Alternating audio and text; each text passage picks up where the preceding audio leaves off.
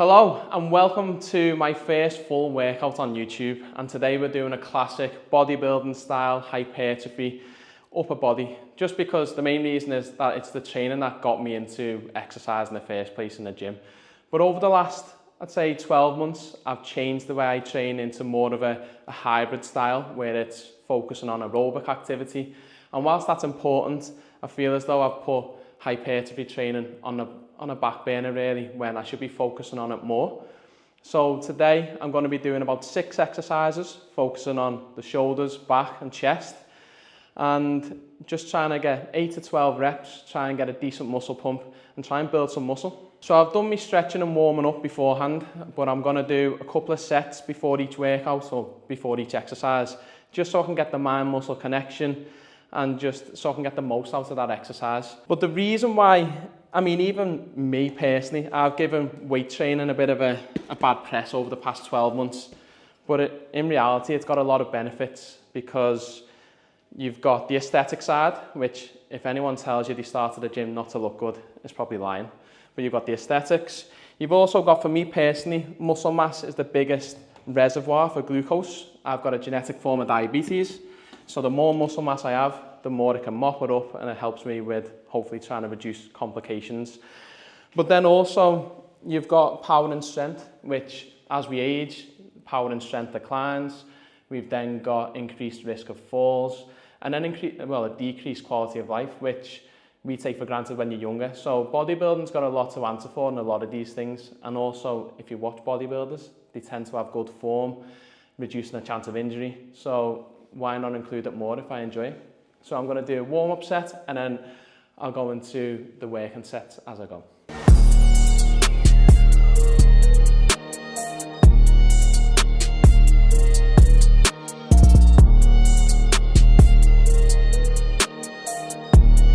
So today I've actually got someone behind the camera, a camera woman. Look, see, not sexist here. So I'm going to get her to ask me questions to keep the conversation flowing. First one being, if you were to start off in the gym trying to build some muscle, what would you do? Now, muscle is primarily built in the eccentric phase of a rep. So that's known as the negative.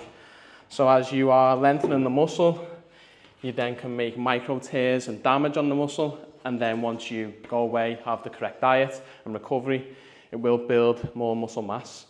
So in terms of how to go about it, for bodybuilding style, I'd say 8 to 12 reps, around that. And in terms of what weight to start off with, it's always a hard one. For a man, in other studies you look at, for men it's normally 1-to-1, so body weight on a lot of exercises, whereas women's about 75% of the body weight. But it's just merely starting off with a weight and seeing what feels most comfortable for you. And I wouldn't go to failure.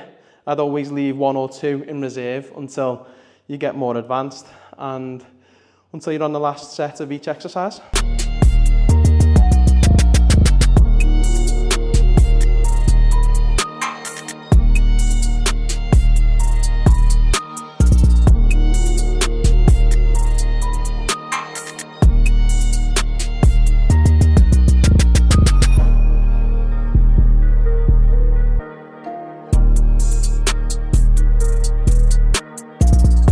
Now for the chest, I'm going to be doing this Smith machine, which inherently gets a bad amount of stick really. In reality, it allows you to focus mainly on the muscle without the fear of dropping the weight and injuring yourself.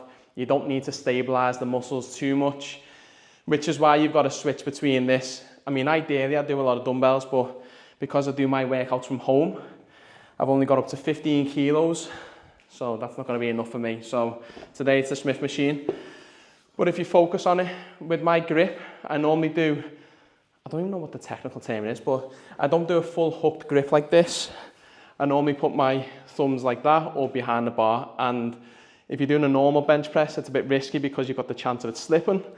But in this case, it takes out my forearms, and for me, I can feel the chest to a greater degree.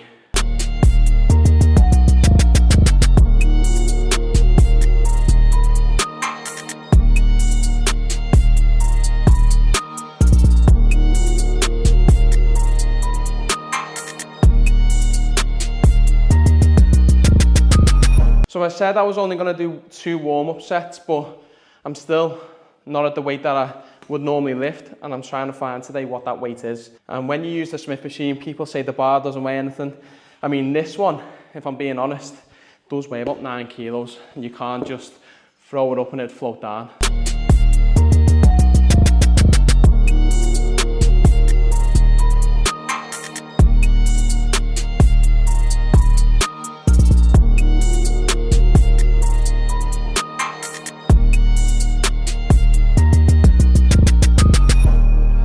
So the question I've been asked is, how do you reduce the chance of injury? The biggest way is to actually control the weight. A lot of people, when it comes to any exercise, they just, under any load, drop the weight too quick, and then they're expecting the muscles to react at such a quick pace that it's going to lead to tendon damage, ligaments. So controlling the weight's the biggest thing. Also picking a weight that's suitable for you. So for this one now, hopefully I'll get around 8 reps.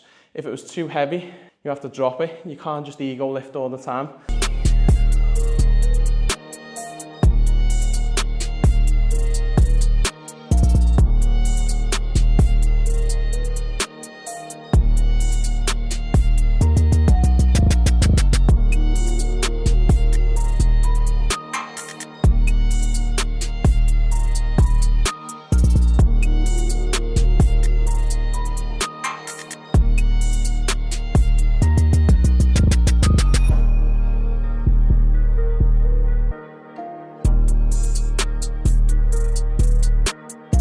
So like I said at the beginning, this type of bodybuilding style training is the one that I'm most interested in. So when it comes to motivation, I don't really need hyping up to do this type of session. And I think that's the biggest thing that a lot of people, they sort of miscalculate, is what do they fully enjoy? So at the moment, you've got a lot of people doing high rocks. My belief around that is a lot of people who've never really trained to any sort of degree are putting themselves through 12, 16-week boot camps, really grueling workouts, because it's not nice putting yourself at threshold all the time. And then all of a sudden, they're going to develop this relationship where they don't like exercise, because every time they do, they feel horrendous as opposed to feeling good, looking good. I think a lot of these people will drop out and they won't be exercising in the next 5, 10 years, which in comparison is, how do you stay motivated? Find something that you enjoy. Find a reason. So my reason is health. I've always been scared of my diabetes progressing. Also, seeing family members have heart attacks at early ages. So find your why. So the next exercise I'm doing is a cable lateral raise. Now the reason I'm doing this over dumbbells is that, as you can see, it's stretching the muscle in its lengthened position. So then it gives me a different target. If I obviously just done dumbbells, it would be mainly targeting it when it's in the shortened position. But this machine's actually pretty hard at home, because when we bought it, it's a 1-to-1 cable ratio. Now, if I do 4.5 kilos, it sticks. So I've always got to stick to 9 and above. And if anyone does a workout here, they struggle doing lateral raises, because it is really heavy for what it is. But like I said, I'm going to try and do 8 to 12. And one thing is, the more I age, I say that as if I'm old. I'm only 30. I'm 31 next month.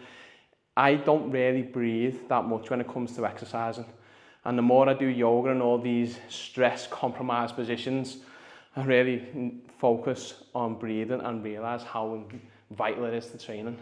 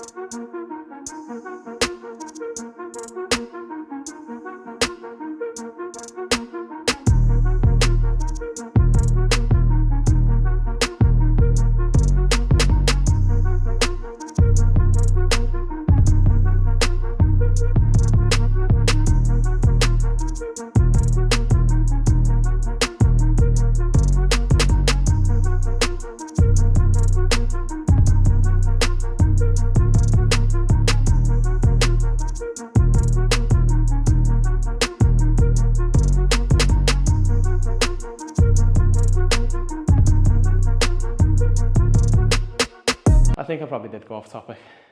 But in terms of what should you do, when I started, it was the classic chest, back, shoulders, arms, legs. Legs being 1 day a week. Yeah, 1 day a week. Everything else getting its own day in the upper body, despite it being disproportionate and your lower body having the greater muscle mass in terms of individual muscle groups.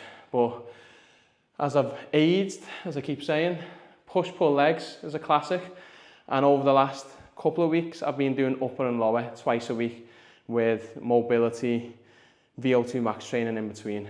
But if I was short on time, you can even do full body workouts.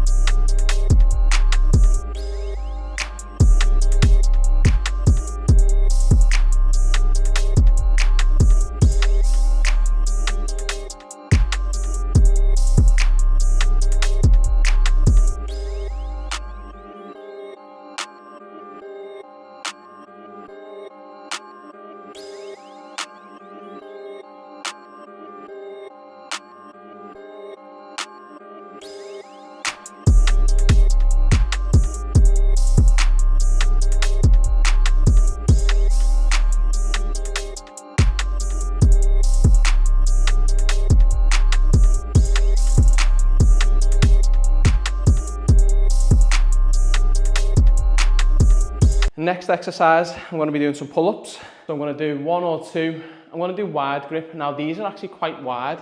Ideally, I'd like the bar to go straight so I can be around here. But the further out it is, the more of the lats I isolate, take away from the biceps. But I'm going to do 2 sets on a warm-up, and then I'm going to try and do weighted ones and see where I'm at today.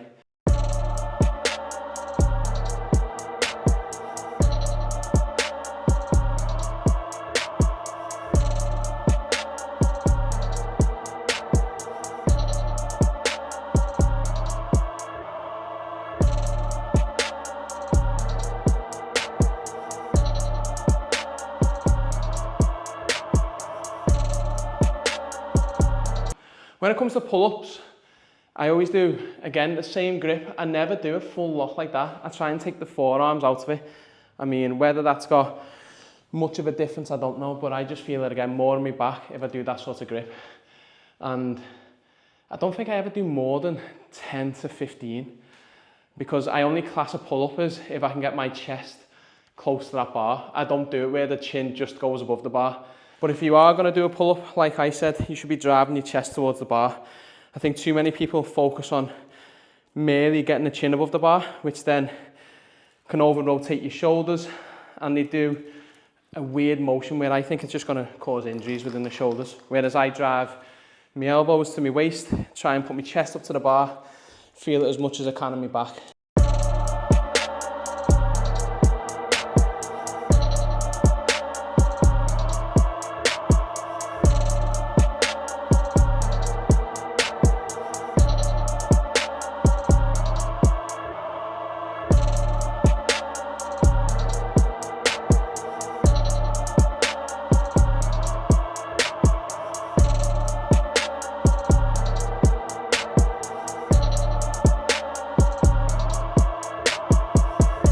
So the purpose of setting up this channel was, well, there's a few reasons actually. One of them was I like doing fitness. So everyone that I watch on YouTube that does fitness seems to do well financially. And I know it's not the only goal, but it's a motivation. But also we've just started a new company, blood testing. And I thought the best way is for people to gain trust is to see that I'm actually doing what I preach online, so that's another motivating factor, and hopefully inspire someone else to, well, there's a few other reasons in terms of I want to debunk a lot of myths around exercise, fitness, health, because it's a highly capitalistic world, isn't it? Let's be honest. In terms of disclosing what I do, I don't have any protein, haven't done since October 2023, never had creatine, never use pre-workout. The only pre-workout I'll use is a latte before a workout, which I didn't on this one because I've already had 3. Have I? 3? 4? 4. Oh God. 3. I'll say 3 then. but 3. And don't get me wrong, there's a lot of people who've got more strength, better physiques than me, but I wouldn't say it's half bad. And that's come from not using all these extra supplements. And I feel as though you can mislead a lot of people in this community, in this space, which is another reason why I wanted to do this, is that you can lead a healthy life without going and spending fortunes. And that was the biggest motivation for me from the very beginning. When I wasn't medically trained, why did I not take creatine supplements? It was always because if I don't have the money for whatever reason, or I'm traveling, don't have access to it, I can always reproduce the same workout that I would normally do if I was at home. So that was a big motivation. It wasn't scientifically driven at the time, but the more I look into it, it actually seems to have paid off. And for anyone who wants to know about supplements, I think the only one that's got a lot of evidence is creatine, providing that you don't have any kidney damage. And that's the one where you would over supplement over levels that you would probably find physiologically. Everything else, I mean, electrolytes, unless you're doing intense activity, you don't need them. I've seen about 20,000 blood results. I have not once seen someone who's had depleted sodium or potassium through just walking around without any medical conditions, which a lot of people just take when they get up, thinking that's going to give them this extra boost. If you over replace these supplements, elements can cause heart problems, seizures and all other things, so be careful with what you're doing.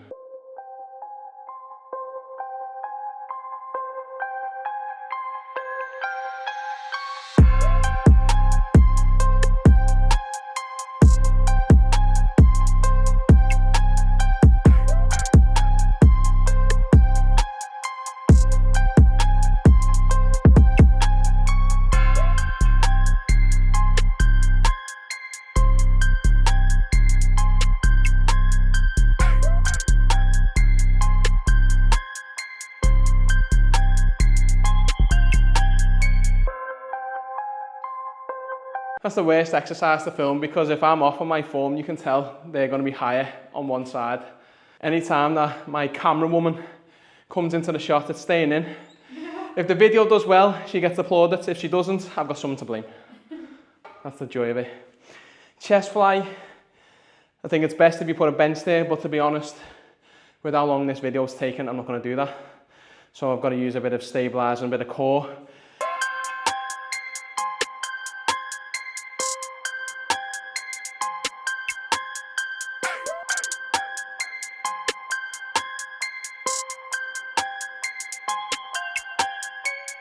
Got 2 more exercises left. I was going to do some shoulder pressing, probably on the Smith machine, and then I'm going to finish with some inverted rows on the bar. It's not going to be very flattering to me because it's going to be filmed from this way, which I feel as though I might see a bit of a bald spot. So if I do make it on YouTube, I'm getting a hair transplant.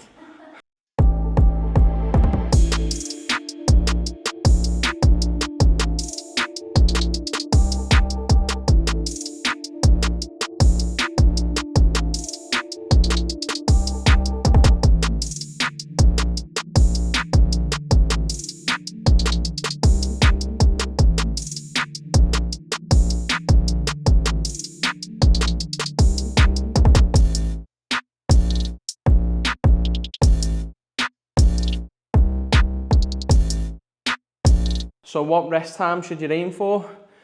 I used to be really strict with this, and I used to do 60 seconds between sets if they were heavy, 45 if it was intermediate, and 30 towards like a lighter weight.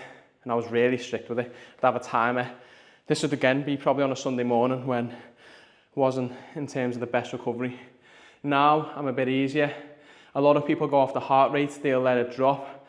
I don't have any of them devices.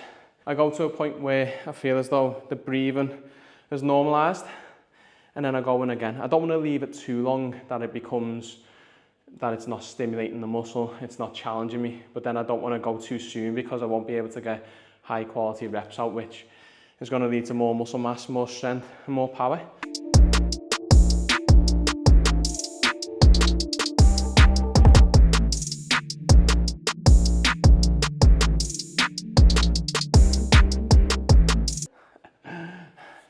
So the last exercise is going to be inverted rows. Now I've put a bench here so that I can elevate my legs and feet. It makes it a bit harder. And the reason why I use these is that if you fail, you can just drop to the floor, you're not going to hurt yourself. But also you can target different parts of the back. So overhand, and the wider you go, targets more of the upper back. Underhand, more narrow, does your lats.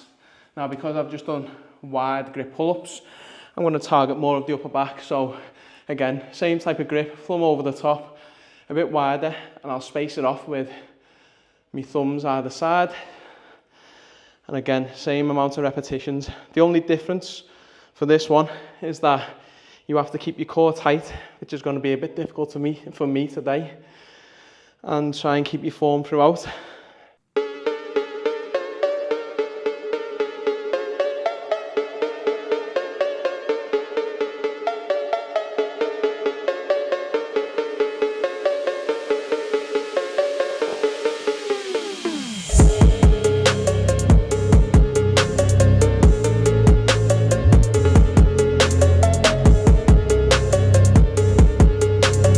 Now you can change it up with the tempo you do. You can hold the contraction at the top, which will make it quite hard because it's not just a power movement then. I've just been thrust into the bar and lowering it slowly.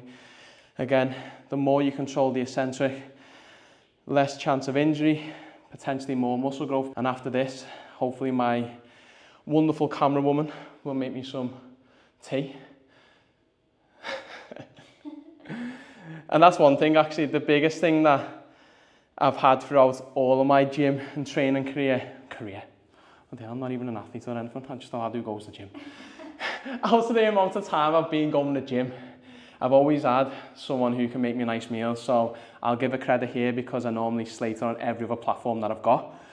So my mum used to make my meals quite regularly, actually. It was all the time, wasn't it? Until about the age of 24. And then the camera woman behind the lens today did come in and she took over, and ever since I don't miss a meal because you make the highest quality stuff again. So I've been fortunate in that way. If I was doing it without these people, I would have found it very hard, especially with doing the classic university, long hours that a lot of people work, having nutrition stable and to a good quality from such a young age, and carrying on now has been a big part. And years ago I used to have bacon butties every day, which was from John. Again, someone else, my dad, who I slate on every other platform, so I'll give him a bit of credit here. But I'll do this last set, and then that's it.